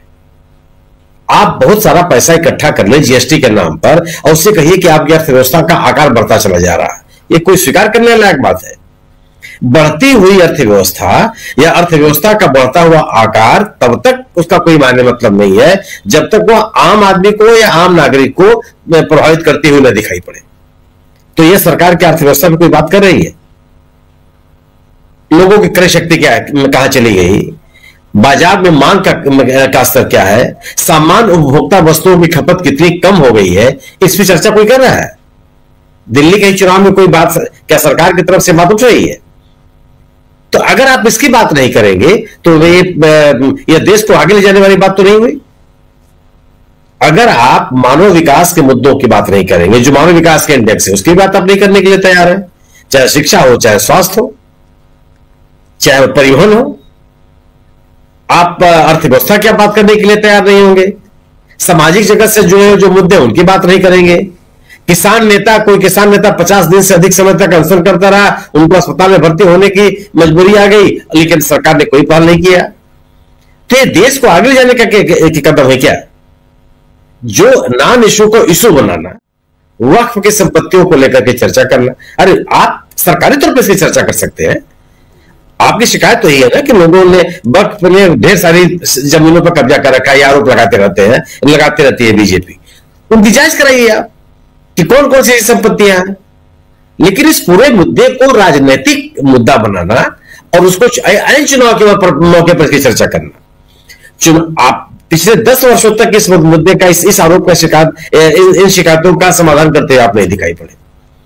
तो अगर केवल और केवल राजनीतिक लाभ के लिए आप विमर्श को पैदा करेंगे तो देश को आगे जाने की पहल नहीं होती। कोई भी देश तब तक आगे नहीं बढ़ सकता जब तक उसकी अर्थव्यवस्था मजबूत ना हो। रुपए का भारतीय मुद्रा का अवमूल्यन होता चला जा रहा है। ये भारतीय प्रधानमंत्री जी क्या कहते थे कि जब रुपए का मूल्य गिरता है तो देश की प्रतिष्ठा गिरती है। आज नहीं गिर रही है, आज बात हो रही है कहीं उसकी। तो जो बात आप स्वयं कहते रहे हैं उन्हीं विषयों पर आप चर्चा करने के लिए तैयार नहीं है। दुनिया के पैमाने पर आप कहते हैं कि हमारा दुनिया में सम्मान बढ़ गया। कौन सा सम्मान बढ़ गया? कहां आप दुनिया के पैमाने पर भारतीय पासपोर्ट की कीमत कितनी है? कितना मजबूत पासपोर्ट है वो? कितने बड़े देश ऐसे हैं जो भारतीय पासपोर्ट को धारक को वीजा ऑन अराइवल देने के लिए तैयार है? सवाल इस बात का है ना कि जिन चीजों से देश की तरक्की होती है, रोजगार एक बड़ा सवाल है। रोजगार के अवसर सृजित करने के लिए सरकार कौन सा काम कर रही है? अगर उत्पादन के क्षेत्र में गिरावट आएगी तो रोजगार के अवसर नहीं सृजित हो सकते। सरकारी सेवाओं की जो स्थिति है उसमें भर्ती नहीं होती। भर्ती होने के लिए जो विज्ञापन आते हैं उसमें पेपर लीक हो जाता है। किसी तरह से मामला अगर नियुक्ति तक पहुंचे तो कोई ना कोई कानूनी विवाद पैदा हो जाएगा। कौन सा ऐसा क्षेत्र है जिससे समाज को, देश को आप एक मजबूत स्थिति में खड़ा करने के लिए तैयार दिखते हो? जो कोई भी वक्तव्य है, जो कोई भी पहल है, वह केवल और केवल राजनीतिक लाभ लेने की कोशिश है। मुझको तो याद नहीं है कि किसी कुंभ में या किसी महाकुंभ के मेले पर सत्तारूढ़ दल के इतने नेताओं का आगमन होता हो। ये 10 से अधिक बार मुख्यमंत्री आ चुके, प्रधानमंत्री आ चुके, फिर प्रधानमंत्री आने वाले हैं, राष्ट्रपति जी का दौरा है, उपराष्ट्रपति का दौरा है, उत्तर प्रदेश सरकार की कैबिनेट मीटिंग हो जाती। क्या मतलब इसका? एक सामान्य बात कही जाती है कि आप इस तरह का मूवमेंट्स में वीवीआईपी महत्वपूर्ण लोगों का नहीं होना चाहिए जिससे जनजीवन प्रभावित हो। ये बेसिक सिद्धांत है। किस बात के लिए? इस सिद्धांत को आप मानने के लिए तैयार है? एक सामान्य तीर्थयात्री मीलों कई किलोमीटर पैदल चलने के लिए मजबूर हो जाए, जगह जगह आप ब्लॉकेट लगा दें, जो व्यवस्थापक हैं वह महत्वपूर्ण लोगों की सुरक्षा में या उनके आवागमन को सुनिश्चित करने में लगे रहें, और आप इसे बात करने के लिए तैयार होंगे। तो अगर आम आदमी आपकी निगाह में नहीं है, लोगों की सामाजिक तरक्की आपकी निगाह में नहीं है, सामाजिक और आर्थिक और शैक्षिक रूप से पिछड़े हुए लोगों को आगे लाने का विषय अगर आपकी निगाह में नहीं है, तो देश को आगे ले जाना नहीं हुआ। और आप केवल और केवल ये उन्हीं विषयों पर चर्चा करना चाहते हैं जिससे आपके दलीय लाभ है। राजनीति का भी लाभ नहीं कर सकता इसको। राजनीति में शुचिता हो, नैतिकता हो, पारदर्शिता हो, एक तरह की ईमानदारी हो, योग्यता को बढ़ावा हो, वो देश की राजनीति को प्रभावित करने की कोशिश हो सकती है। दलील राजनीति और दलील लाभ के लिए अगर आप विवश पैदा करते हैं तो कतई देश हित में नहीं है। जी बिल्कुल बिल्कुल, आप सही कह रहे हैं। दलीय विमर्श की बात और यहां राजनीति की बात, राजनीति के इर्द गिर्द नरेंद्र मोदी की राजनीति, और क्या नरेंद्र मोदी की राजनीति के कारण देश की लुटिया डूब रही है, एक बड़ा सवाल है। जरा समीरात्मज मिश्र जी, आप कैसे देखते हैं? अब ये लुटिया डूब रही है या नहीं डूब रही है, अब ये तो तमाम जो आर्थिक अर्थ जगत के आंकड़े हैं उनसे पता लगेगा। हालांकि इस सरकार में एक बड़ी जो उसकी उपलब्धि कही जाएगी।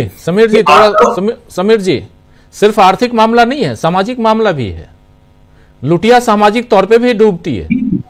वही कह रहा हूं मैं, उसी पे आ रहा हूं कि एक तो आर्थिक में पहले इस बात को मैं पूरा कर लूं कि एक बड़ी उपलब्धि ये भी है कि पहली बार मेरी समझ में, मेरी जानकारी में ऐसा पहली बार हुआ है कि हमारे तमाम जो आंकड़े हैं उन पर सवाल उठने लगे। सरकारी आंकड़े हमारे जो जारी हुआ करते हैं उन पर। और दूसरी ओर एक तो यह है कि केवल उसके जो अर्थ जगत के आंकड़े हैं वो देख लें, उसके अलावा जो सामाजिक स्थिति है उसको देख लिया जाए, शैक्षिक स्थिति है उनको देख लिया जाए। तो आंकड़े अपने आप ही बता रहे हैं। और इसमें सबसे महत्वपूर्ण बात, मैं सुप्रिया श्रीनेत की प्रेस कॉन्फ्रेंस में भी सुन रहा था, सुना भी दिन में, और मुझको लगता है कि कोई प्रेस कॉन्फ्रेंस की जरूरत नहीं है। सारे पैरामीटर्स मोदी जी ने 2014 के पहले चुनाव लड़ने से पहले जब वो तैयारी कर रहे थे, उनको घोषित किया गया था, उस दौरान के उन्होंने सारे पैरामीटर तय कर दिए थे कि देश के आगे बढ़ने का और देश के नीचे जाने का क्या पैमाना हो सकता है। जैसे अभी जिक्र हो रहा है कि उन्होंने बता दिया कि डॉलर के मुकाबले रुपया गिर रहा है, देश की प्रतिष्ठा गिर रही है। ये उन्होंने ही कहा है, उन्हीं का अपना पैमाना है। ऐसे बहुत सारी चीजें उन्होंने कह दी थी। केवल उन्हीं के आधार पर अगर तौल लिया जाए तो उससे ये पता लग जाएगा कि देश विकसित राष्ट्र बनने की ओर अग्रसर है या फिर उसकी लुटिया डूब रही है। किसी को बताने की आवश्यकता नहीं है। जिस तरह से तमाम चीजों का, और सबसे उसका अगर ये भी देखा जाए कि 10 साल का इंपैक्ट देखा जाए तो कहीं और जाने की आवश्यकता नहीं है। सिर्फ और सिर्फ सरकार जो पिछले 4-5 साल से सबसे बड़ी उपलब्धि अपनी, खास तौर पर जो कोविड के इस दौर के बाद अपनी सबसे बड़ी उपलब्धि बता रही है, उसी को देख लिया जाए तो यह पता चल जाएगा कि देश हमारा कितना विकसित हुआ है, कितना उसने विकास किया पिछले 10 साल में। और वो उपलब्धि है कि 80 करोड़ से ज्यादा लोगों को यह सरकार राशन दे रही है। यानी इतने लोग सिर्फ राशन पर जीवित हैं भारत में। अगर सरकार उनको राशन देना बंद कर दे तो शायद उनका जीना भी दुश्वार हो जाए। तो ये और इसको सरकार अपनी उपलब्धि बता रही है। तो सरकार का विजन कैसा है, सरकार की जो सामाजिक योजनाएं हैं वो किस तरह की हैं, और उनका जो परिणाम दिखाई पड़ रहा है वो कहां जा रहा है, ये सारी चीजें बता रही हैं कि भारत विकसित राष्ट्र बनने की ओर अग्रसर है। पूरी दुनिया में देश का डंका बज रहा है, पूरी दुनिया भारत के कदमों में है, या फिर वास्तविक स्थिति यह है कि हमारे देश की 85 करोड़ जनता वो राशन पर जीवित रहने को अभिशप्त है। इससे ये सारी चीजें पता लग जाती है। लेकिन सबसे बड़ी बात यह है, एक इस मुद्दे पर एक महत्वपूर्ण बात यह भी है, हम आप उसको लगातार देखते हैं और वो भी इस सरकार की उपलब्धि है, वो ये है, और ये हंसी मजाक में रील्स वाली बात नहीं कर रहा हूं, क्योंकि मैं बहुत घूमा हुआ हूं फील्ड में। बहुत से लोगों का वास्तव में ये मानना है कि भूखों मर जाएंगे, पेट्रोल 1000 रुपए लीटर खरीद लेंगे, लेकिन वोट इसी सरकार को देंगे। तो इतना सब करने के बाद भी अगर उस सरकार के प्रति लोगों का आकर्षण इतना इस हद तक बना हुआ है, तो ये भी अपने आप में एक बड़ी एक कह लीजिए कि शोध करने का विषय है कि आखिर ऐसा कैसे है। हालांकि उस शोध के पीछे कोई बहुत बड़ा कारण, कोई बहुत छिपा हुआ कारण नहीं है। वो वही कारण है कि प्रधानमंत्री हो चाहे बीजेपी के जो भी नेता हो, खासकर मैं प्रधानमंत्री की बात कर रहा हूं, कि कोई भी चुनाव हो, लोकसभा का चुनाव हो, विधानसभा का चुनाव हो, उनका पूरा का पूरा एजेंडा, पूरा का पूरा मुद्दा कहां जाकर टिकता है? श्मशान पर, कब्रिस्तान पर, वक्फ बोर्ड पर और इस तरह की चीजों पर। 5 फरवरी को दिल्ली में, सुनील शुक्ला जी जिक्र कर रहे थे कुंभ का, 5 फरवरी को दिल्ली में चुनाव मतदान हो रहे होंगे और उसी दिन संभवतः प्रधानमंत्री का कार्यक्रम लगा हुआ है कुंभ मेले में, जहां वो स्नान कर रहे होंगे और उस समय ये संदेश दे रहे होंगे कि हमने क्या किया है हमारी सरकार का। आज भी मैं एक जगह कहीं पढ़ रहा था कि मुख्यमंत्री योगी आदित्यनाथ अपनी उपलब्धियों में अयोध्या में श्री राम मंदिर के निर्माण को देते हैं, यानी उसको कोर्ट, जिस सबको पता है कि वो कैसे बना हुआ है, लेकिन वो अपनी उसको उपलब्धि बता रहे हैं। तो कुल मिलाकर ये इस सरकार की इन तमाम जो पैरामीटर्स हैं उन पर विफलता के बावजूद अगर एक बड़ा वर्ग अभी भी ये कह रहा है कि किसी भी स्थिति में हम, हमारी पसंदीदा पार्टी और हमारे पसंदीदा नेता यही हैं, तो उन नेताओं ने, उनकी ये बड़ी उपलब्धि है कि उन्होंने लोगों के दिल दिमाग में कैसे अपनी जगह बनाई है। और जगह कैसे बनाई है वो साफ यही है कि एक किसी भी स्थिति में चीजों को ऐसा ध्रुवीकरण किया जाए कि उनको लगे कि हाँ, ये सरकार कुछ भी हो जाएगा, आपके धर्म को आपको जरूर बचा लेगी। ये एक चीजें हैं, बाकी किसी चीज को बताने की आवश्यकता नहीं है। और ये महंगाई, बेरोजगारी, इन सब का दंश जो लोग इसकी आलोचना कर रहे हैं, राजनीतिक पार्टियां आलोचना कर रही हैं, चाहे बौद्धिक जगत कर रहा है, चाहे दूसरे लोग कर रहे हैं, उनसे ज्यादा वो लोग उसको झेल रहे हैं। लेकिन झेलने के बावजूद वो अगर उनका समर्थन कर रहे हैं तो ये भी बहुत अजीब सी बात है।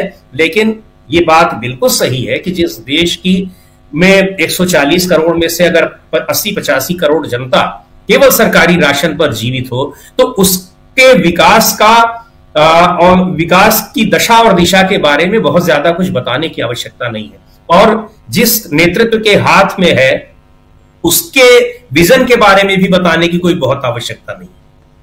जी बिल्कुल बिल्कुल सही कह रहे हैं आप। अनिल जी कुछ जोड़ना चाहेंगे इसमें आप? मैं सिर्फ कुछ सिंबल्स के बारे में बात करना चाहूंगा।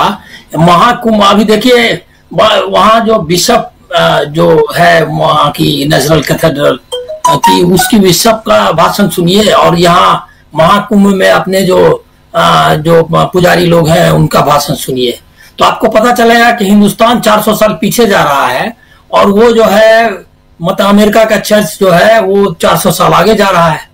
वो कह रहा है कि वो इमिग्रेंट्स जो है वो भले ही इलीगल है लेकिन वो हमारा जो है सब कुछ करते हैं हमारे लिए, हमारी कितनी मदद करते हैं, हमारा जीवन उन पर निर्भर है, उन पर दया करो। और वो ये भी कहती है कि जो ट्रांसजेंडर है, एलजीबीटी है, वो उनको जान की मत का डर लगने लगा है आपके आने से। वो अमेरिका के राष्ट्रपति के सामने जो है बताती है कि मर्सी करो, दया, कंपैशन, करुणा की बात कर रही है। और यहाँ जो है रामभद्राचार्य जो है वो पीओके पर कब्जा करने के लिए यज्ञ कर रहा है। और मतलब सोच लीजिए, और एक जो है नास्तिक का पंडाल जो है उसको उजाड़ पुजाड़ के उसको मारपीट के भगा दिया। तो आप देख लीजिए कि आध्यात्मिक स्तर पर भी जो हमने अचीव किया था 400 साल में, कबीर से लेकर के विवेकानंद और रामकृष्ण परमहंस तक, और राजनीति में जो हमने हासिल किया वो गांधी जी से बड़ा और कौन हो सकता, उदाहरण नेहरू से बड़ा उदाहरण कोई हो नहीं सकता, सुभाष, वो सब लोगों ने मिल करके एक ऐसा सिविलाइजेशनल चेंज की तरफ इंडिया को बढ़ाया था। वो जो है अब कहाँ है? तो हम लोग ये क्या वक्फ बोर्ड और इसमें क्या आप ढूंढेंगे? आप तो देखिए कि आपका कैसा मतलब अब अध्यात्म का स्तर कैसा है कि वो सब मतलब कहा जाता था कि ये जो है दुर्वासा वाला साधु है, तो गुस्सा होता था। अब तो कोई साधु दिख नहीं रहा है कहीं पर दिखाई दे जो कि कुछ कंपैस, करुणा और इसकी बात करता हो। तो हम जो है आध्यात्मिक और ये स्तर पर भी कितना नीचे जा रहे हैं। महंगाई और सामाजिक, आपने कहा ना कि सोशल ये जो है डिक्लाइन है, उसके बारे में ये सोशल नहीं स्पिरिचुअल डिक्लाइन भी है। बहुत इंडिया को एक नए रिवॉल्यूशन की जरूरत है। और इसको जो है सिर्फ यहां तक मत देखिए, ये मैच की आप बात कर रहे थे, टेस्ट मैच तो उन्होंने जीत लिया है, ये तो रणजी है दिल्ली वाला, क्योंकि टेस्ट मैच तो उन्होंने महाराष्ट्र और हरियाणा जो है टेस्ट मैच था, क्योंकि लोकसभा इलेक्शंस में जो उनकी दुर्गति हुई 240 के बाद, अगर वो 2 इलेक्शन नहीं जीतते तो उनका पूरा ग्राफ नीचे गिर जाता। तो उन्होंने टेस्ट मैच जीत लिया। रणजी में वो कुछ भी कर सकते हैं, जब अंपायर ही जो है कुछ ये है उनके साथ है, तो इसीलिए उसमें कुछ अब करना मुश्किल है। हम लोग डीप बहुत गहरे संकट की ओर बढ़ रहे हैं, और ये संकट जो है, इस संकट में आपको जरूरत है कि कांग्रेस और भी, हमको लग रहा है कि ये सिर्फ महंगाई और इस पर ना, वो हर एक चीज पर वो अपनी नजर रखे, और जो जैसा मैंने कहा कि ओनरशिप ऑफ इंडिया जो है, आइडिया ऑफ इंडिया का, उसको लेना पड़ेगा, कोई दूसरा चारा नहीं है। बिल्कुल, ये बहुत इंपॉर्टेंट जो लास्ट में आपने कांग्रेस का नाम लिया ना, ये बहुत इंपॉर्टेंट है कि आखिर किसी को आगे आना होगा। क्या कांग्रेस इतना आगे आ चुकी है या आएगी या आने वाली है? आज की प्रेस कॉन्फ्रेंस से क्या कुछ समझ में आ रहा है? राहुल गांधी की जो गतिविधियां पिछले 2, 2.5, 3 साल से जो रही हैं, उन गतिविधियों का कितना असर है, ये सारी चीजों पे बात करने की जरूरत है। जरा क्लोजिंग कमेंट के लिए आना चाहता हूं सीधे अमलेंदु जी आपके पास। क्या आपको लगता है कांग्रेस इन तमाम मसलों, क्योंकि विपक्ष में और विपक्ष का सबसे बड़ा दल कांग्रेस पार्टी है, कितना यहां पर कांग्रेस इस मामले पर काम करती हुई नजर आती है? देखिए राजीव जी, एक तो मुझे लगता है कि जितने राजनीतिक दल हैं देश भर में, उनमें शायद कांग्रेस अकेली ऐसी पार्टी है जो रोज प्रेस कॉन्फ्रेंस करती है, नियमित तौर पर प्रेस कॉन्फ्रेंस करती है। बीजेपी को अगर छोड़ दिया जाए, चूंकि तो सत्ता में उनकी बात अलग छोड़ दीजिए, तो रोज प्रेस कॉन्फ्रेंस करती है और किसी ना किसी मुद्दे पर करती है। ऐसा नहीं होता है कि साहब आज प्रेस कॉन्फ्रेंस करना है तो आज गप मार लिया जाए, किसी ना किसी मुद्दे पर ही प्रेस कॉन्फ्रेंस होती है, वो देश से जुड़ा हुआ मुद्दा होता है। दूसरा राजीव जी, जैसा सिन्हा जी ने कहा कि निश्चित तौर पर कांग्रेस की जिम्मेदारी इसलिए और बढ़ जाती है कि राष्ट्रीय दल एक तरीके से कहा जाए, सही मायनों में जो राष्ट्रीय दल है, भारतीय जनता पार्टी भी नहीं है सही मायनों में राष्ट्रीय दल। सही मायनों में राष्ट्रीय दल कांग्रेस ही है, जिसकी पैन इंडिया पहुंच, पैन इंडिया जिसका कार्यकर्ता और पैन इंडिया जिसका जो है वो मतदाता है, तो वो कांग्रेस ही है। दूसरा, चूंकि आजादी की लड़ाई के दौरान कांग्रेस के नेतृत्व में ही आजादी की लड़ाई लड़ी गई, फिर चाहे वो क्रांतिकारी रहे हो चाहे अहिंसावादी रहे हो, बैनर सबका कांग्रेस ही था। कांग्रेस के बैनर तले ही सबने लड़ा, समाजवादियों से लेकर कम्युनिस्ट तक जो थे वो सब कांग्रेस के बैनर के तले ही उन्होंने आजादी की लड़ाई लड़ी। तो जाहिर सी बात है कि देश को जब आजादी मिली और उसके बाद जो लंबा समय कांग्रेस ने शासन किया, तो कांग्रेस को इस देश की नब्ज की पहचान है कि देश क्या है, उसकी जो शिराएं हैं उनमें जो रक्त बह रहा है देश की शिराओं में, वो उस रक्त को कब क्या आवश्यकता है, उसका हीमोग्लोबिन कितना कम हो रहा है, कितना बढ़ रहा है, ये कांग्रेस को पहचान है। तो इसीलिए मुझे लगता है कि कांग्रेस जो जैसे आज भी जो प्रेस कॉन्फ्रेंस हुई, जरूरत क्या थी कांग्रेस को इस तरह की प्रेस कॉन्फ्रेंस करने की? भाई किसी और ने तो नहीं की जी, भाई इंडिया गठबंधन के भी और किसी दल ने नहीं की इस तरह की प्रेस कॉन्फ्रेंस, और लोग भी कर सकते थे, कांग्रेस को ही क्यों करना पड़ा? क्योंकि कांग्रेस राष्ट्रीय दल है, बाकी जितने भी दल साथ में भी हैं वो सब उनका एक क्षेत्रीय आधार है, उनकी क्षेत्रीय राजनीति जो उनका उस पर ध्यान ज्यादा है, राष्ट्र की समस्याओं पर ध्यान कम है। राष्ट्र की समस्याओं पर ध्यान इतना ही है कि नरेंद्र मोदी किस तरीके से तानाशाह होते जा रहे हैं और भारतीय जनता पार्टी किस तरीके से सारी संवैधानिक संस्थाओं पर कब्जा करती जा रही है। सिर्फ एक मतलब कहा जाए कि लक्ष्य जो है वो बाकी इंडिया गठबंधन के दलों का है। तो इसलिए कांग्रेस जो आगे बढ़कर कर रही है, मुझे लगता है कि और आगे बढ़कर करना पड़ेगा। और जैसा अनिल सिन्हा जी ने कहा, निश्चित तौर पर कांग्रेस को आगे बढ़कर ये जिम्मेदारी उठानी पड़ेगी, क्योंकि कांग्रेस के प्रति ये जिम्मेदारी जो है, ये सिर्फ चुनावी जिम्मेदारी नहीं है। इस देश की आजादी की लड़ाई, जैसा मैंने पहले भी कहा कि वो कांग्रेस के नेतृत्व में लड़ी गई, तो इस देश की आजादी को बचा के रखना भी अब कांग्रेस की जिम्मेदारी है। तो जो लड़ाई लड़ी गई थी आजादी पाने के लिए, वो लड़ाई अब लड़नी पड़ेगी इस देश की आजादी को बचाने के लिए। और मुझे लगता है कि लड़ाई अब खुलकर सामने आ रही है। तब तो गोरे अंग्रेज थे, आज काले अंग्रेज हैं, तो इन काले अंग्रेजों के खिलाफ ये लड़ाई बहुत जरूरी है। जी, अंग्रेजों के खिलाफ गोरे हों या काले हों, लेकिन सबसे बड़ी चीज की नीतियों पर आधारित राजनीति होनी चाहिए, देश के विकास के लिए राजनीति होनी चाहिए और लोगों के उत्थान के लिए राजनीति होनी चाहिए। लेकिन क्या ये सब कुछ हो रहा है इस देश में, या सिर्फ चुनाव जीतने के लिए राजनीति हो रही है? जरा सोचिएगा। बहुत बहुत शुक्रिया अदा करता हूं अमलेंदु उपाध्याय जी आपका, प्रशांत टंडन जी, सुनील शुक्ला जी, समीरात्मज मिश्र जी और अनिल सिन्हा जी, आप सबका बहुत शुक्रिया, बहुत धन्यवाद इस कार्यक्रम में जुड़े रहने के लिए। अगर आपने हमारा YouTube चैनल अभी तक सब्सक्राइब नहीं किया तो इसको सब्सक्राइब कर लीजिए, वीडियो को लाइक और शेयर कीजिएगा और कमेंट करके बताइएगा भी कि इस परिचर्चा पर आपकी क्या राय है। धन्यवाद।